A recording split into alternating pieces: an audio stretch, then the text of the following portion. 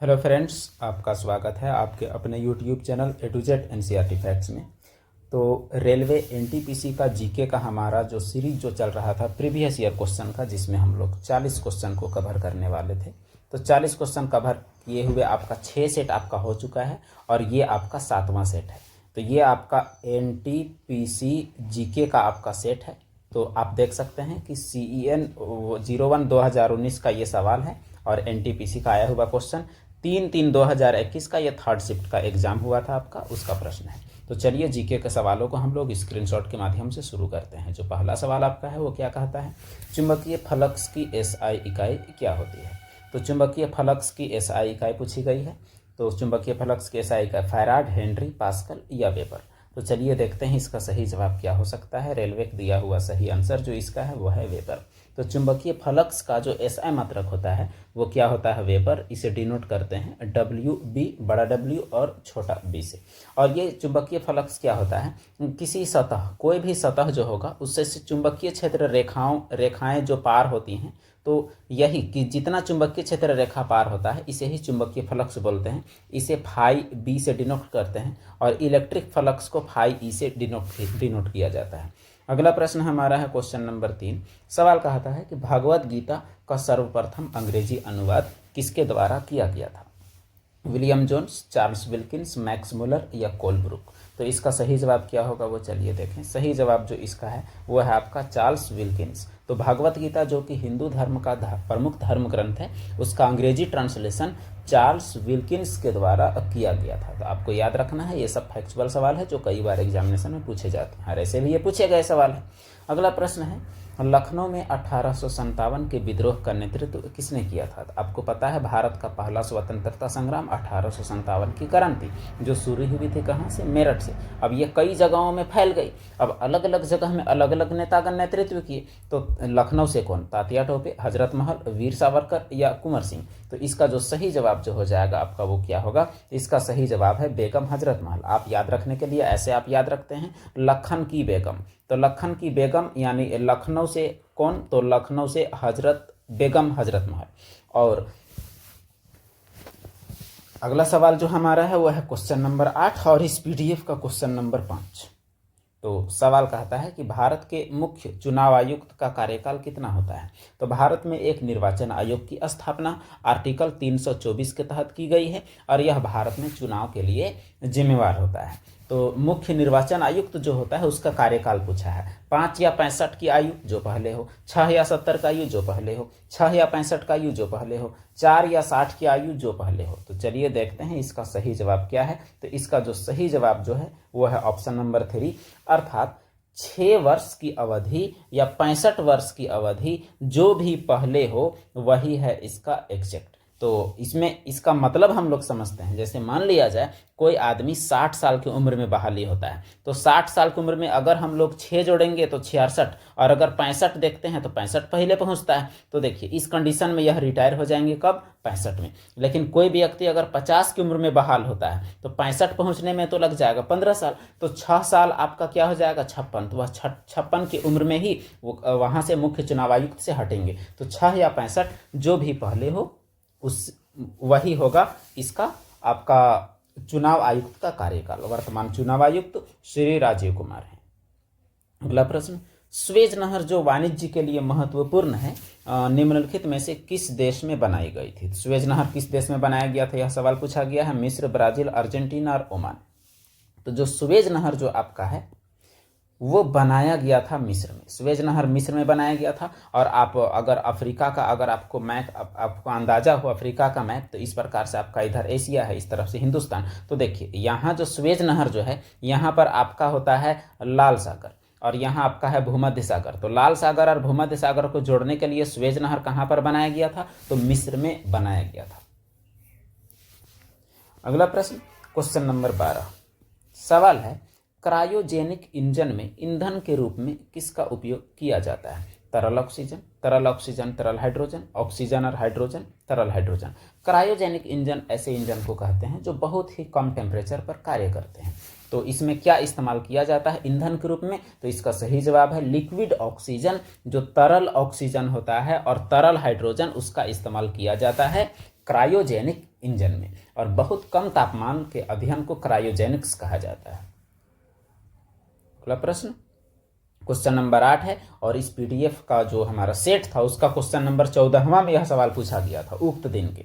तो इसका सही सवाल क्या है? भारत का राष्ट्रीय पुस्तकालय कहाँ स्थित है? कोलकाता, नई दिल्ली, चेन्नई या मुंबई? तो भारत का राष्ट्रीय पुस्तकालय कहाँ स्थित है? तो वह है आपका कोलकाता में। भारत का राष्ट्रीय पुस्तकालय कोलकाता में, आपको याद रखना है। अगला प्रश्न, निम्न में से कौन सा कंप्यूटर वायरस दस्तावेज की फॉर्मेटिंग को नुकसान पहुंचाता है? आप जिस तरह से फॉर्मेटिंग किए हैं कोई डॉक्यूमेंट का, उसको नुकसान पहुंचाएगा और इसे एडिट करने का अनुमति नहीं देगा। आप मान लिया जाए कोई डॉक्यूमेंट में काम किए, MS वर्ड, MS एक्सेल या फोटोशॉप, कहीं भी, अब आपका एडिट ही नहीं हो रहा है।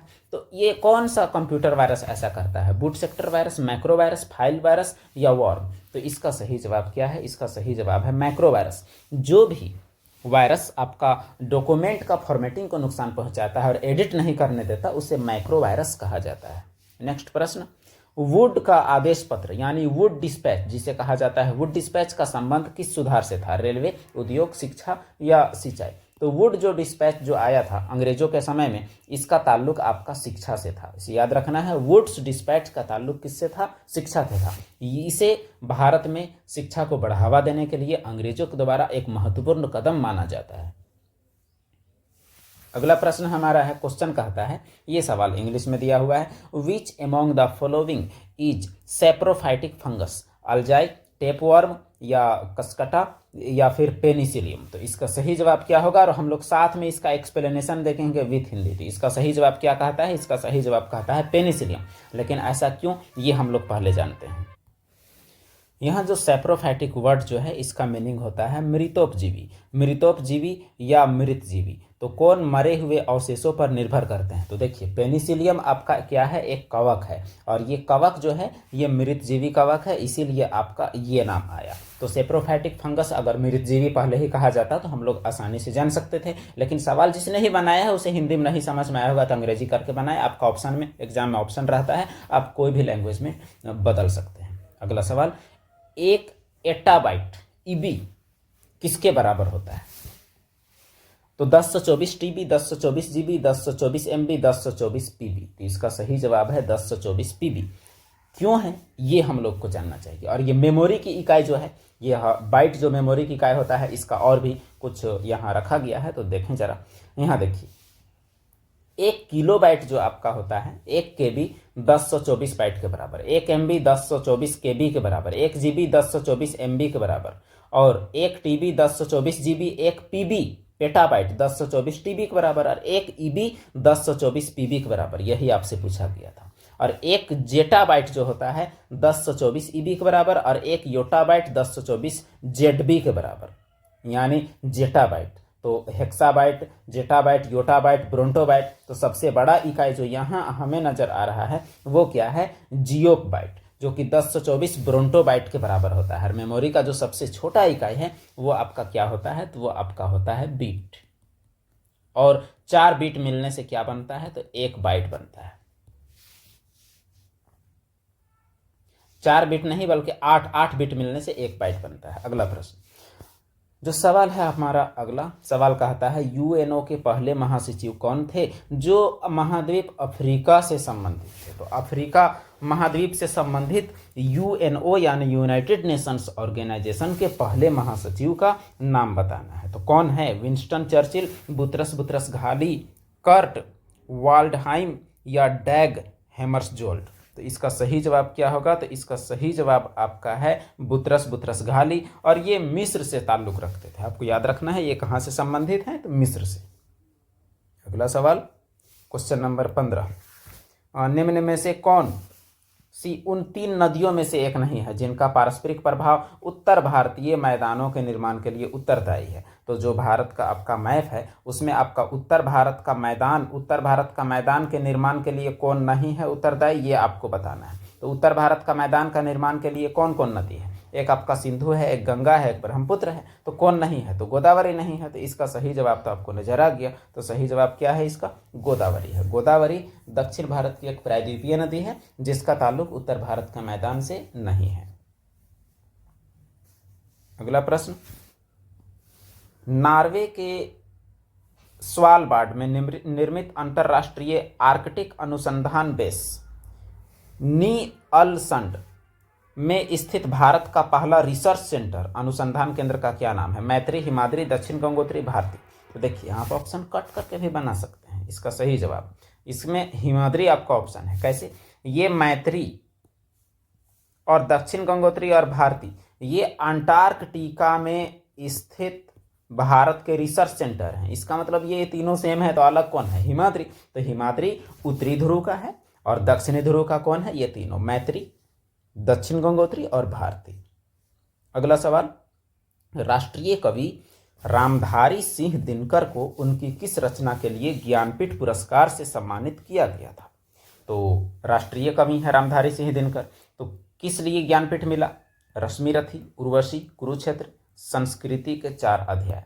तो इसका सही जवाब क्या होगा? सही जवाब इसका है आपका उर्वशी। तो उर्वशी नामक फेमस रचना के लिए उन्हें ज्ञानपीठ पुरस्कार से नवाजा गया। अगला सवाल, काली मिट्टी इनमें से किस राज्य में पाई जाती है? महाराष्ट्र, ओडिशा, कर्नाटक या झारखंड? तो काली मिट्टी किस राज्य में पाई जाती है? तो आपको भी पता है कि महाराष्ट्र में पाई जाती है। और जो काली मिट्टी आपका है मुख्य रूप से इसे हम लोग कहते हैं रेगड़ मिट्टी, और ये रेगड़ मिट्टी जो है इसे हम लोग कपासी मिट्टी भी कहते हैं, और इसमें कपास का उत्पादन सबसे ज़्यादा होता है। अगला सवाल, भारत का पहला पोशाक संग्रहालय कॉस्ट्यूम म्यूजियम किस राज्य में स्थित है? गोवा, उत्तर प्रदेश, महाराष्ट्र, पश्चिम बंगाल। तो इसका सही जवाब क्या होगा? तो इसका सही जवाब जो आपका है वो हो जाएगा आपका गोवा। तो भारत का पहला पोशाक संग्रहालय किस राज्य में स्थित है? तो वो आपका गोवा में स्थित है।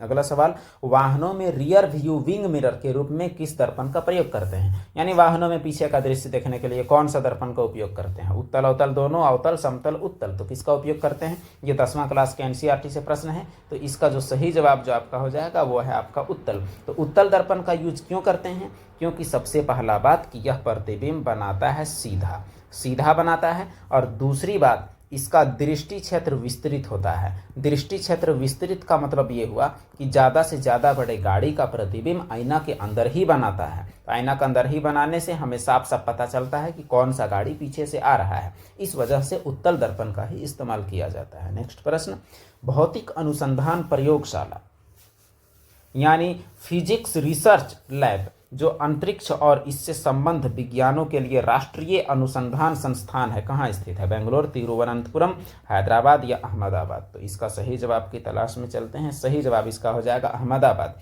तो फिजिक्स रिसर्च लैब जो कि अंतरिक्ष और इससे जुड़े हुए विज्ञान के लिए नेशनल रिसर्च इंस्टीट्यूट है, यह कहाँ स्थित है? यह अहमदाबाद में स्थित है।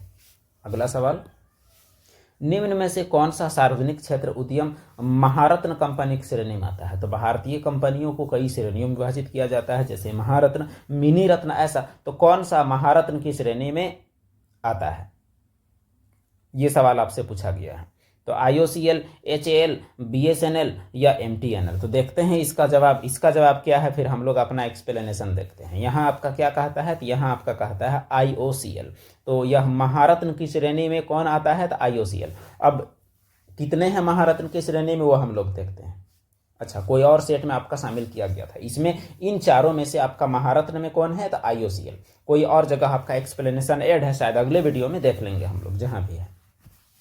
तो आपको फिलहाल याद रखना है कि मिनी रत्न महारत्न कंपनियों का श्रेणी होता है और महारत्न कंपनियों की संख्या वर्तमान में 13 है। अगला सवाल, कर्मचारी राज्य बीमा निगम ESIC इनमें से किससे संबंध कर्मचारियों को चिकित्सा लाभ के संबंध में सामाजिक सुरक्षा प्रदान नहीं करता? यानी कर्मचारी राज्य बीमा निगम जो है किस लेवल के कर्मचारी को मेडिकल लाभ नहीं देता है? निजी क्षेत्र को, बहुराष्ट्रीय निगम यानी MNC, या सरकारी क्षेत्र या सार्वजनिक क्षेत्र यानी PSU? तो किसको लाभ नहीं देता है? तो निजी को देता है, सरकारी को भी देता है और PSU को भी देता है, पब्लिक सेक्टर जो होते हैं कंपनियां उन्हें भी। केवल बहुराष्ट्रीय निगम यानी जो भारत की बाहर की कंपनियां हैं, यानी जो इंटरनेशनल कंपनियां हैं, मल्टीनेशनल कंपनी MNCs, तो उन्हें यह लाभ नहीं देता, बाकी को लाभ देता है। अगला सवाल, किस ताप पर जल का घनत्व अधिकतम होता है? 247 केल्विन, 244 केल्विन, 277 केल्विन, 273 केल्विन? तो इसका जवाब आपको तलाशने से पहले आपको ये सोचना है कि जो 4 डिग्री सेल्सियस होता है उसमें जल का व्यवहार असामान्य होता है और जल का घनत्व अधिकतम होता है। अब देखिए, ये 4 डिग्री सेल्सियस को अगर हम लोग 273 में 4 जोड़ के अगर केल्विन में निकाल दें तो आपका कितना हो जाएगा, 277। तो यही होना चाहिए हमारा जवाब। चलिए देखते हैं, जवाब आपका वही है, 277 केल्विन। क्यों है आपको पहले ही पता चल चुका है। अगला प्रश्न, 1947 से पहले भारत में 26 जनवरी को क्या कहा जाता था? शहीद दिवस, स्वतंत्रता दिवस, गणतंत्र दिवस, संविधान दिवस। तो वर्तमान में 26 जनवरी गणतंत्र दिवस है। उस दौरान क्या था, यही जवाब आपको तलाशना है। उस दौरान था स्वतंत्रता दिवस। क्यों था ये आपको बताएं कि जो आपका दिसंबर 1929 में कांग्रेस का मीटिंग हुआ था आपका लाहौर में, तो लाहौर में यह संकल्प लिया गया था कि आने वाले साल 26 जनवरी को, यानी 26 जनवरी 1930 को भारत को आज़ाद कर देना है और आज़ादी का दिवस मनाना है। अलग बात है कि आज़ाद नहीं हो पाया, लेकिन तब से हर साल 26 जनवरी को स्वतंत्रता दिवस मनाया जाते रहा। कब तक? जब तक कि देश 1947 में आज़ाद ना हो गया, तब तक मनाया जाता रहा। और उसके बाद जब भारत 15 अगस्त 1947 का आज़ाद हुआ तो बाद में फिर 26 जनवरी वाले दिन को संविधान लागू किया गया ताकि पहले का स्वतंत्रता दिवस याद रहे। अगला प्रश्न, प्रधानमंत्री उज्ज्वला योजना का शुभारंभ कब हुआ था? प्रधानमंत्री उज्ज्वला योजना, जिसके तहत हम ये महिलाओं को गैस कनेक्शन दिया जाता है, कब शुरू हुआ? तो 1 मई 2017, 1 मई 18, 1 मई 15, 1 मई 16। तो इसका सही जवाब क्या है? सही जवाब इसका हो जाएगा आपका 1 मई 2016 को प्रधानमंत्री उज्ज्वला योजना का शुभारंभ किया गया। नेक्स्ट सवाल, सूर्य के वास्तव में क्षितिज के ऊपर से गुजरने और हमारे द्वारा पृथ्वी पर इसकी छवि देखे जाने में सक्षम होने के बीच समय अंतर कितना है? यानी सूरज का जो एक्चुअल डूबना है, सूरज का एक्चुअल डूबना या उगना है और जो हम लोग को दिखता है वो, उसके बीच का कितना फर्क होता है? क्योंकि जो हमें दिखता है वो रियल नहीं होता है, तो उसमें फर्क कितना है? 10 मिनट, 8 मिनट, 4 मिनट, 2 मिनट। तो सही जवाब इसका है 2 मिनट।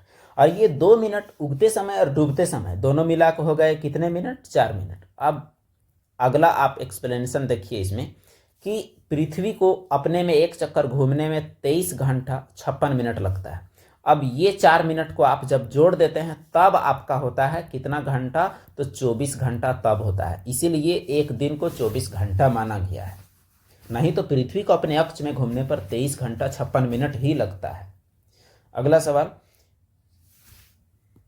खाली जगह किसी भी विधेयक को धन विधेयक घोषित करने का निर्णय लेते हैं। यानी कोई भी विधेयक मनी बिल होगा कि नहीं होगा, यानी धन विधेयक होगा कि नहीं होगा, कौन डिसाइड करेगा? राष्ट्रपति, राज्यसभा का सभापति, भारतीय रिजर्व बैंक का गवर्नर या लोकसभा का अध्यक्ष? तो ये डिसाइड करने का जो क्षमता है यह आपका लोकसभा का अध्यक्ष होता है कि कोई भी विधेयक धन विधेयक है कि नहीं है। अगला सवाल, निम्न में से किसका निर्माण सम्राट अकबर ने नहीं करवाया था? आगरा का किला, फतेहपुर सीकरी, दिल्ली की जामा मस्जिद, बुलंद दरवाजा। तो किसका निर्माण अकबर के द्वारा नहीं हुआ था? तो सही जवाब है दिल्ली की जामा मस्जिद। दिल्ली के जामा मस्जिद शाहजहां के द्वारा बनवाया गया है, तो इसका निर्माण अकबर ने नहीं करवाया था। अगला सवाल, ग्रेनाइट की चट्टानें किस प्रकार की चट्टानें होती है? अवसादी, आग्नेय, शिष्ट या कायांतरित? तो किस प्रकार की चट्टानें हैं ग्रेनाइट की चट्टानें? यह सवाल आपसे पूछा गया है। तो सही जवाब है आग्नेय चट्टान। आग्नेय चट्टान वे चट्टानें होती हैं जो ज्वालामुखी की क्रिया से पृथ्वी के अंदर से पृथ्वी की सतह पर निकलती हैं, उन्हें आग्नेय चट्टान कहते हैं। और ग्रेनाइट जो है वो आग्नेय चट्टान का ही एक प्रकार होता है। अगला प्रश्न, अर्थ आवर प्रोग्राम कब शुरू हुआ? तो अर्थ आवर प्रोग्राम कब शुरू हुआ? 2006, 2005, 2007, 2008। इस सवाल में हम लोगों को ये भी जानना है कि ये अर्थ आवर होता क्या है। तो सही जवाब है 2007। अब हम लोग जानते हैं अर्थ आवर के बारे में। तो Earth Hour World Wildlife Fund for Nature यानी WWF की वार्षिक पहल है जो 2007 में शुरू हुआ। यह मनाया जाता है प्रतिवर्ष मार्च जो होता है उसका अंतिम शनिवार को, मार्च महीना का अंतिम शनिवार को। इसमें क्या होता है कि रात को 8:30 से 9:30 बजे तक बिजली को बंद कर दिया जाता है और बिजली को बंद करके और बिजली बचाने का एक संदेश दिया जाता है कि अगर हम लोग हर साल बिजली बचाएंगे एक दिन के लिए भी, तो एक बिजली बचाने का संदेश है। पर्यावरण संरक्षण के लिए इस प्रतीकात्मक आह्वान में ऊर्जा बचाने हेतु गैर जरूरी प्रकाश के उपयोग को कम करना है। यानी इसका मकसद है कि जब भी आपको ज़रूरत ना हो बिजली ना जलाएं, बिजली का यूज ना करें। अगला प्रश्न, सुंदरवन डेल्टा का निर्माण किन दो नदियों से हुआ है? गंगा यमुना, गंगा ब्रह्मपुत्र, महानदी ब्रह्मपुत्र, गंगा और महानदी। तो इसका सही जवाब क्या है?